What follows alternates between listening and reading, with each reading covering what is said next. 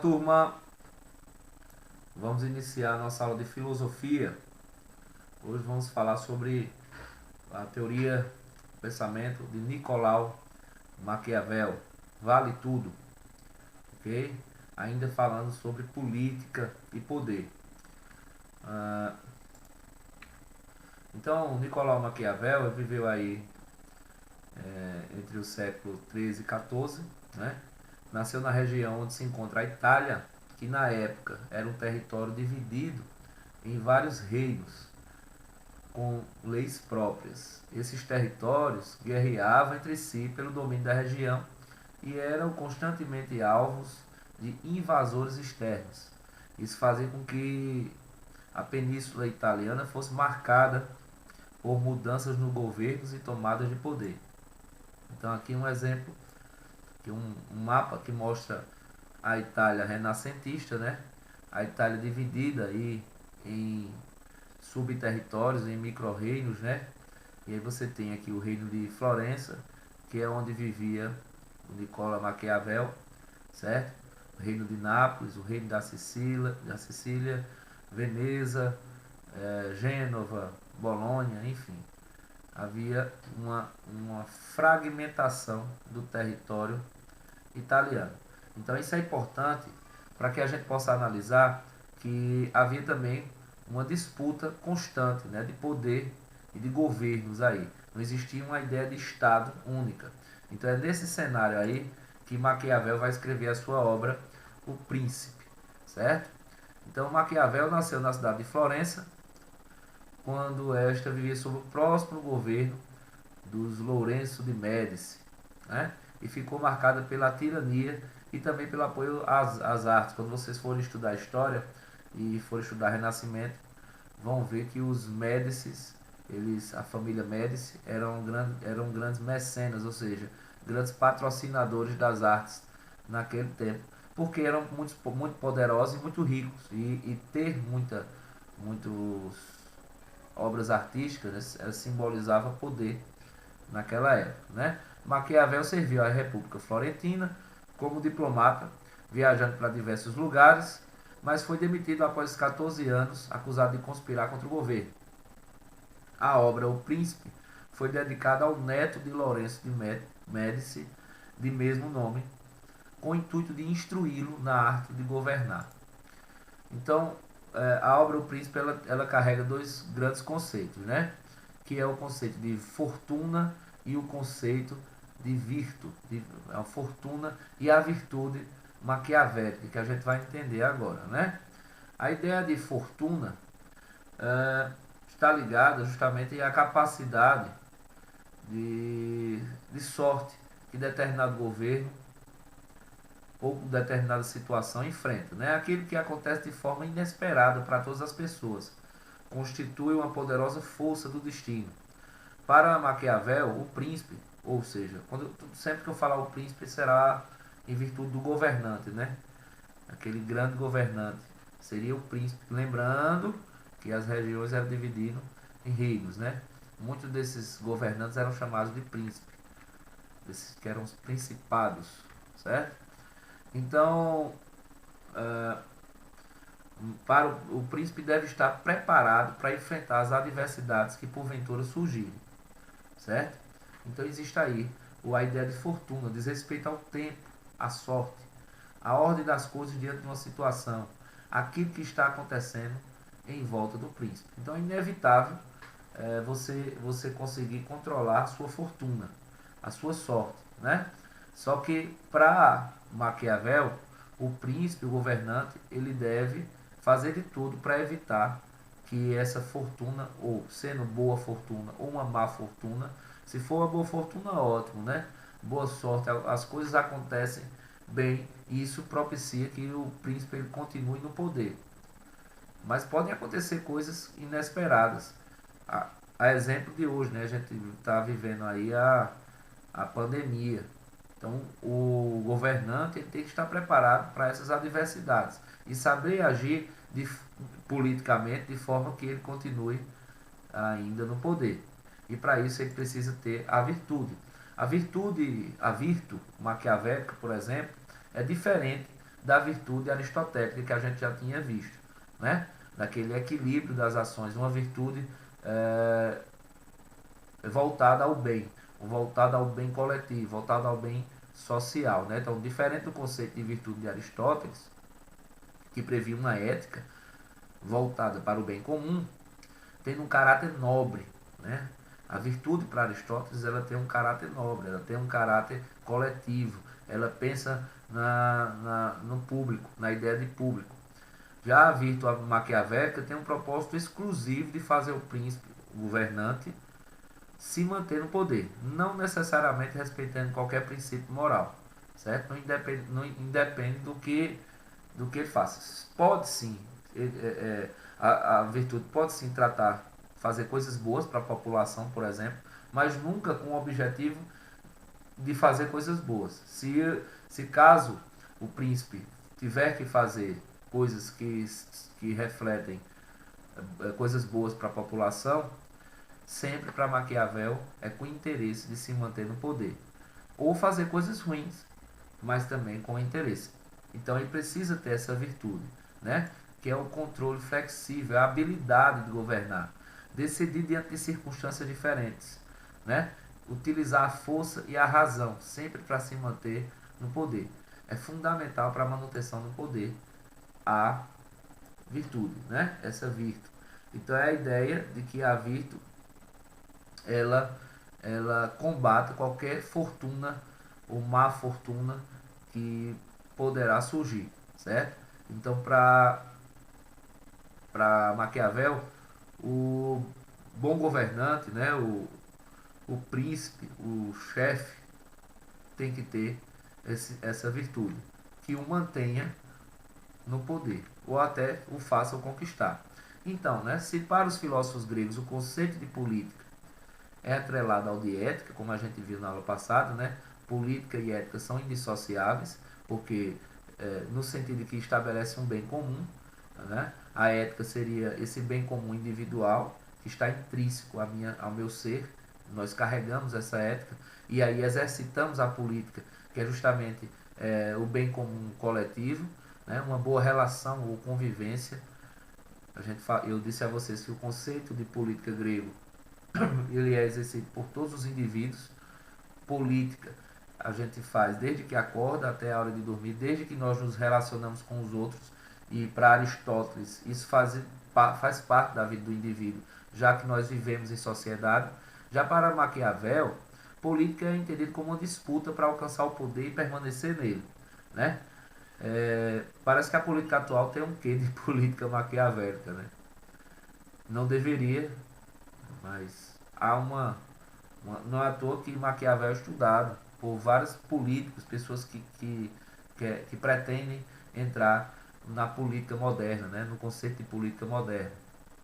Então o governante pode e deve fazer o que for necessário, ainda que suas ações não sejam corretas do ponto de vista ético.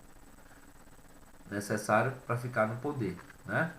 Os fins justificam os meios. Essa é a grande frase, eu acho que vocês já devem ter ouvido em algum momento. É a grande frase que liga a teoria de maquiavélica, né? Até esse termo maquiavélico também é um termo muito utilizado para configurar uma prática de domínio, né? De controle, de manutenção do poder, né? Então, quando Maquiavel escreve sua obra, O Príncipe, a função não é tentar descrever uma política no sentido ideal, que era o que os autores que escreviam sobre política faziam naquela época, né? Queriam escrever uma política, ou seja, um governo como ele deveria ser, certo? Então, quando os governantes estudavam como deveriam administrar, era muito distante do real, certo? Mas Maquiavel escreve no sentido prático, é uma espécie de manual como um governante deveria agir aqui as situações, viu? Perdão, situações reais, certo? Então a ética maquiavélica permite que o príncipe, novamente eu já reafirmo isso, né? Se utilize de tudo que está ao seu alcance para preservar o seu status de poder. Maquiavel dá alguns conselhos ao príncipe que podem parecer pouco corretos, né? Então, por exemplo, é melhor ser amado ou temido. Para Maquiavel, o príncipe deve conquistar o amor e o temor de forma simultânea. Se ele puder ser amado e temido, ótimo, né? Mas na impossibilidade de possuir ambos, o melhor constituiria ser temido, pois o amor é inconstante, é mais inconstante do que o medo. Então, para Maquiavel, o amor ele é muito fluido. A gente, quando há fartura, quando há bonança, é fácil ganhar o governante ganhar o amor, né? Mas quando há uma crise, então esse amor rapidamente se transforma em revolta, certo? Então, se o governante só é amado, ele tem um governo instável. Mas se ele é temido, né? As pessoas mesmo não amando, elas não têm coragem de se insubordinar contra o governo, porque temem qualquer tipo de represária, qualquer tipo de punição, ok? Então, para Maquiavel, o governante ele tem que ser amado e temido, mas se for para escolher, é melhor ser só temido. Então, para Maquiavel, o amor é um sentimento volúvel e inconstante, já que as pessoas são naturalmente egoístas e podem frequentemente mudar sua lealdade. Porém, o medo de ser punido é um sentimento que não se pode ser modificado ou ignorado tão facilmente, certo? A falta de amor gera revolta. Quando você ama e deixa de amar, aquele sentimento gera revolta. E é mais fácil que você caia, você perca o poder, você saia do seu governo, o seu poder seja tomado. Mas se você é temido, não. Um príncipe pode descumprir a palavra dada? Para maquiar, sempre a ordem das coisas é assim, é sempre se utilizar de qualquer método para ficar no poder, né? Então, para Maquiavel, é importante que o príncipe não desperte conflitos com seus governados. Se ele puder ser honesto sempre e isso não atrapalhar o fato dele estar no poder, ótimo, né? Mas ele não precisa ser honesto, segundo Maquiavel. Ele deve parecer bom e honesto. É mais importante parecer do que ser de fato bom, certo? Então é mais importante ter a fama. A fama do príncipe é mais importante do que sua real personalidade ou caráter. Então, se ele parece ser alguém honesto, se ele parece ser alguém que não descumpre a palavra, é melhor, porque ele pode descumprir a palavra, mas ninguém vai dar conta disso, né? Ninguém vai pensar mal, porque se é um príncipe, se é um governante que sempre mente, né? Isso não é positivo. Então ele tem que fazer parecer que ele não mente, fazer parecer que ele é honesto, né? Investir mais nessa ideia aqui de fama, certo? De fama, de parecer que ele é bom, ok? Essa ideia para Maquiavel é fundamental. A palavra do príncipe, né? Então, segundo Maquiavel, se todos os seres humanos fossem bons, não haveria necessidade que o príncipe descumprisse sua palavra. Levando em conta que os seres humanos são desonestos e mentirosos, se for do seu interesse, vão descumprir sua palavra. E isso força também ao próprio príncipe poder também descumprir. Então é a justificativa que Maquiavel dá. Que as pessoas que quando o governante faz um acordo, né, ele tem que contar com a possibilidade de que a outra parte também poderá descumprir. E aí ele terá que voltar atrás também na sua palavra, certo? Então a ideia de que o homem é mau por natureza, o ser humano ele é mau por natureza. Ele é desonesto e mentiroso quando é de seu interesse ser desonesto e mentiroso. Então se o ser humano ele é desonesto e mentiroso, o governante ele tem que ser também, certo? Para poder equilibrar as forças, para que ele não fique bobão, né? Para que ele não fique o honesto enquanto todos são desonestos. Era esse o pensamento de Maquiavel. Então, nesse ponto aqui, a palavra do príncipe, ela pode ser descumprida, mas dentro de um panorama ao qual proteja a imagem do governante para que ele não pareça ser desonesto, certo? Ele pode ser desonesto, mas que ele não deve parecer ser desonesto, certo? Então, por fim, gente, que parece que o Maquiavel vende uma ideia de uma ética totalmente desumana, totalmente desonesta, mas a gente tem que lembrar que ele escreve numa época de disputa em que o Estado italiano ainda não estava unificado, né? Existiam vários reinos. Então é complicado a gente pensar como seria se que existem disputas desleais, como seria essa luta realmente. E outra coisa, não existia um ordenamento estatal, não existia a ideia de Estado moderno. Essa ideia de Estado moderno estava se formando ainda. Então é complicado a gente fazer uma análise moral a respeito da função desse governante, né, da ética desse governante. Porque era importante que houvesse um governo central. Nem que esse governo fosse um tirano, nem que ele utilizasse do medo, né, e da tirania para se manter no poder.